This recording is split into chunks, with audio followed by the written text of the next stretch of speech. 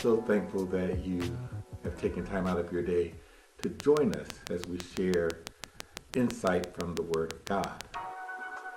We've been teaching over the month of February, and now we're into a brand new month, on the nature of love. And we've been teaching on this because of God wanting to use you, my friend, yes, you, in delivering His love to a dying world. You see, the love of many has grown cold, and the reason why is because we've forgotten or have chosen to forget or ignore what love is, or who love is. So our teaching comes from 1 Corinthians, the 13th chapter, 4 through 7 verses, and which reads, love is patient and kind. Love does not envy or boast. It is not arrogant nor rude. It does not insist on its own way. It is not irritable or resentful. It does not rejoice at wrongdoing, but rejoices with the truth. Love bears all things, believes all things, hopes all things, endures all things. So that's our scripture basis for this teaching. We're learning about the nature of God, who God is. And God is love. But we say that so often, but do we really understand the characteristics of love? So we're getting into, let's dive on it. I've heard people say, well, if God is love, why does He send people to hell? Or if God is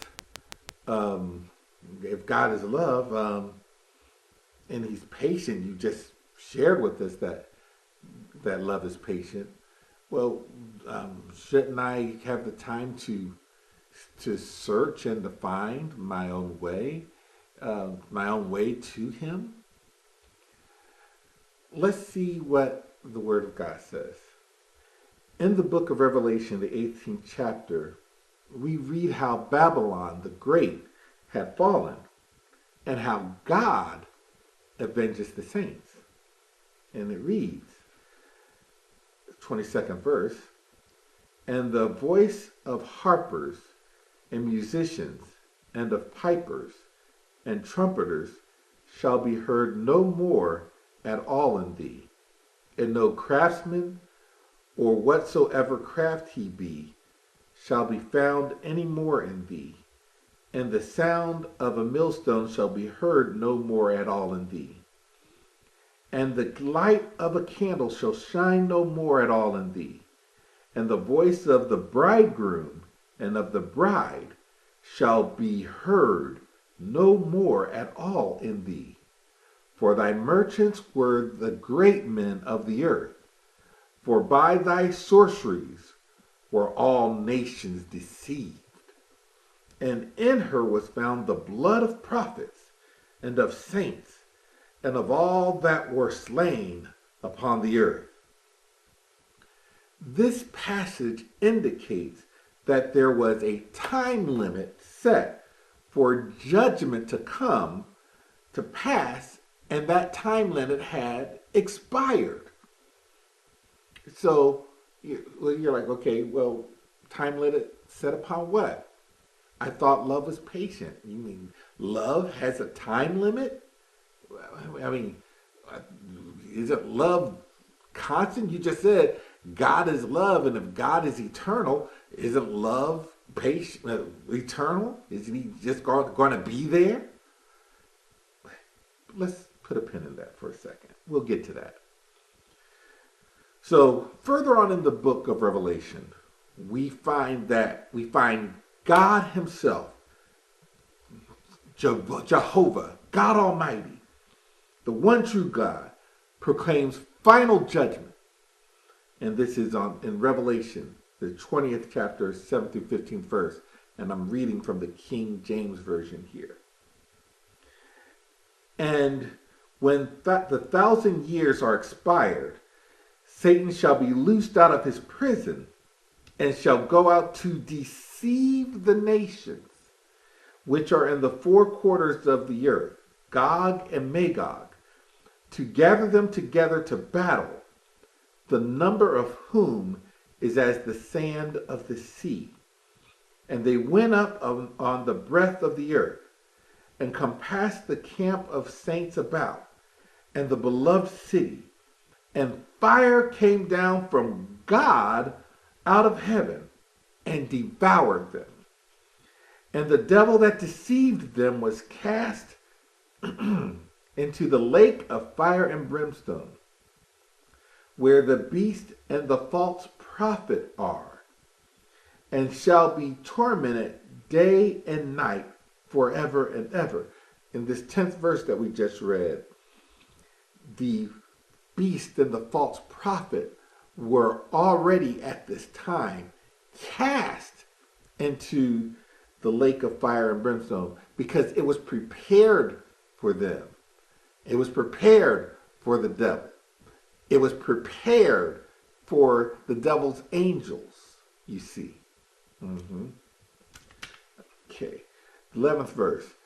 And I saw a great white throne, and him that sat on it, from whose face the earth and the heavens fled away, and there was found no place for them. And I saw the dead, small and great, stand before God, and the books were opened. And another book was opened, which is the book of life. And the dead were judged out of those things which were written in the books according to their works.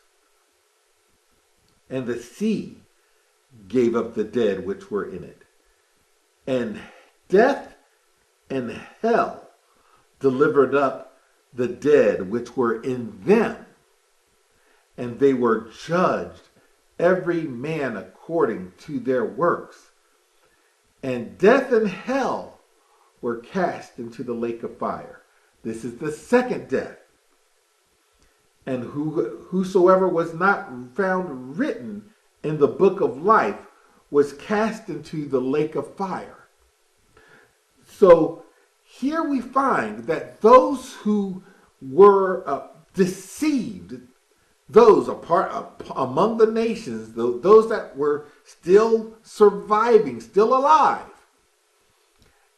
and yet chose to follow Antichrist, chose to follow the beast, chose to follow Satan. These individuals chose their destiny and were cast into the lake of fire, which was not prepared for them. It was prepared for the devil and his angels. You see. So at that moment, they were separated, thrown into the lake of fire. The second death, the eternal separation from God, because the word death means separation. And so This is the second death, the final separation. And at that moment, there is no turning back. My God. So God sends no one to hell. God is a gentleman. He forces himself upon no one. He gives us a free will and the ability to choose for ourselves whether we will follow his way or go our own way. But you see, God, and regardless of how sure we feel that our way is right, my God, God doesn't change for nobody. His word is right all by itself. He don't need nobody else. Hallelujah. And so his giving us a free will, hallelujah, understand this, that he, my Lord, has no time limit upon himself because God exists outside of time. But we have a time limit. Thank you, Lord. That's why he says in his word, the day that you hear my voice, harden not your heart. This very moment is not promised to you. Tomorrow isn't promised to you. The very next breath that you breathe is not promised to you. So what are you going to do with the time that you have? My God, from Zion, there is a way that seems right unto a man, but it only brings him death. Well, you then might ask, well, what if somebody chooses to repent at that moment and say, okay, God, I see what you, I see now, and I believe, I see. Blessed are those who have not seen and yet believe. Another component of love, or the reciprocation of love, is faith. My God, speak Holy Ghost. That's why the word says that without faith, it is impossible to please him. Oh, it's easy when you have all the answers laid out before you. But there comes a time when you have to say, okay, unto you, O Lord, do I pledge my faith. Hallelujah. Which is why you sometimes hear that written in marriage vows. Because it is about, I'm taking this pledge, I'm taking this oath. And I don't know what tomorrow may hold. I don't know what may be coming around the corner. But I'm trusting in you, oh God. And I'm trusting you to order my feet and guide my footsteps. And unto you, O Lord, I pledge my faith. So without faith, it is impossible to please him. So if for these individuals, it's too late to repent. It's too late because at that moment, yes, you see. Yes, you see. But the time to give yourself over to the Lord was before judgment. This is because, again, God exists outside of time, but we do not. So that's why the word says it is appointed once unto men to die, and then the judgment. So once you cross over due to the first death, then the word says that blessed is he that takes part in the first resurrection. Hallelujah. Because if you're standing at the second resurrection, if you're standing at the second resurrection, it's too late then. It's too late then. There's no repentance at that moment. But the word also tells us that those individuals' hearts and consciousness at that moment have already been seared. And that there will be weeping and wailing and gnashing of teeth. And that there will be cursing even before the throne of God. My Lord. So the day that you hear his voice, harden not your heart. Now is the time. Now is the perfect time to accept Christ as your Savior. Now is the time to get aboard this boat and be rescued. Hallelujah. So these messages, hallelujah, have been for the church, or for those who are hungry and thirsty after righteousness. So these messages have not been quote unquote evangelistic messages, but you cannot, hallelujah, when love is calling, my Lord, and he's calling you right now. He's calling you right now. Now is the accepted time. Now is the accepted time, because love is eternal. Understand, patience is a temporal concept. When you hear of someone saying, well, their patience has run out, God exists out of time, but we do not. And so when time runs out for us, when time runs out for this age, when time runs out for this world, this earth, that's it. At that moment, doesn't matter how much he loves you, you've sealed your fate. You've sealed your fate. Just like Jesus taught in the parable of the bridegroom. You had your 12 wise brides, and you have 12 wise virgins, and you had your 12 foolish virgins. And then when the bridegroom returned, then the foolish virgins was like to the wise ones, give us oil, give us oil. There's a time. God's love is eternal, but your time is not. My God. Yes, Lord. So, and we even in the news, I just heard about this tragedy that took place in South Florida. And the first thing I thought of, my little girl could have been, hallelujah, down there. Because she was first thinking about going to school at FIU. And this is where the overpass was connecting FIU to the other side of a busy highway. And it collapsed. These people are just going about their day. They got up, they had breakfast, and they put on their clothes, and they, each of them with their ups and downs, their goals, desires, and aspirations. And yet like that, many are gone. Tomorrow is not promised to you, my friend, nor is it promised to me. What will you do with the time allotted to you right now?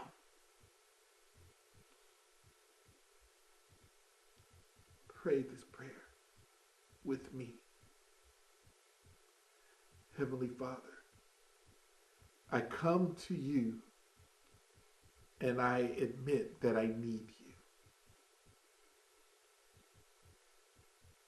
I will say what you see me as in my present state.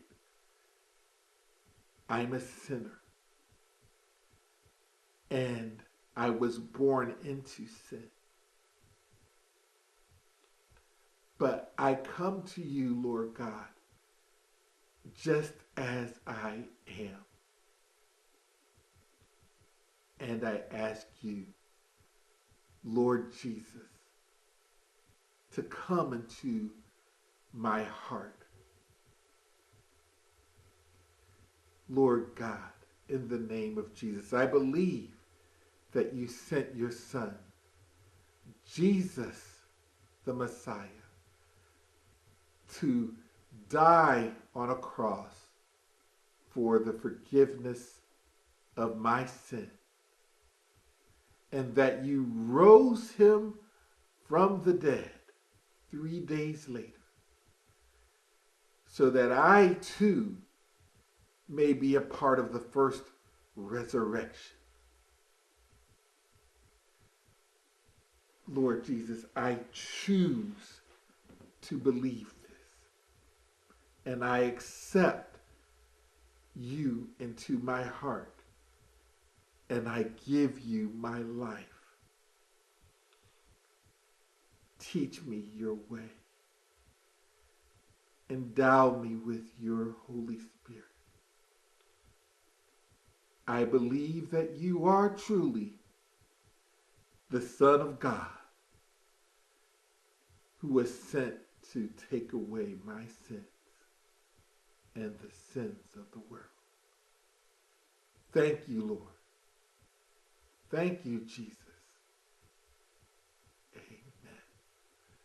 Friend, if you prayed that prayer, hallelujah, you are saved. And heaven is having a party right now because you have come on home. Thank you, Lord. Thank you, Jesus. So, my time is about up, but I want to thank you for taking the time to listen and to watch this message. We have so much more to get into about this facet, this aspect of God's nature, about love. And again, I had a message titled "The Lion Who Was a Shepherd." And we're going to talk a little bit about that next time as we continue to explore the nature of love. And the animal kingdom can teach us so much about love. Yes, Lord. It seems that we humans, we have forsaken common sense, let alone godly sense. We've forsaken just plain old common sense for silly nonsense. But in a whole lot that is going on in this world is because we've replaced godly sense and common sense with nonsense. But it's time that we get back to basics. And that's how we, remnant, are going to change the world, and how we're going to reignite God's church in this nation so that we will be about our Father's business and stop putting up with a bunch of mess and foolishness. In Jesus' name. Friend, if you prayed that prayer, I want to hear from you. Please drop me a line at insightforvictoriousliving@gmail.com. That's insight, the number 4, victoriousliving@gmail.com. I encourage you to find a church home where the word is being not only taught but lived. And I really would like for, if you're able to find a church where they're not only living it, but they're putting it into action, where the spirit of service, hallelujah, is going on, where we're making sure that we're taking care of the least of these, because that's what we're here to do. That's my prayer for you. But I also encourage you to continue to view these messages here on this platform, as well as the platforms that are on YouTube, Twitter. By all means, please continue. And I thank you. Some are like, well, aren't you the dude that I also is hanging out on Toonami and you have a manga? Yes, I am an author, and I am writing a series of manga, and I, I just want to say that um, if I were to lose all of those that follow me on social media, uh, and if I never sell another book, if my book sales stay right where they are, and I don't sell another book because of who I am in Christ as a man of God, then I I am very well pleased because I want to please Him and Him alone. And if I please Him, He'll take care of the rest. So um, if you dare to follow me, come on and follow. And I promise you that I'll keep it 100 with you every step of the way. And I'll ask for your prayers as well because I too am growing daily. God is still working on me. Yes, He is. And I'm not ashamed to say that. But I'm so thankful that I do grow every day by His grace. And I pray that you do as well. Okay, so I now have spent way too much time, but thank the Lord for the time that we've spent together. And until next time, remember, my friend, God bless you. May heaven always smile upon you and live victoriously. God bless you. Live it up, live it up, live it up.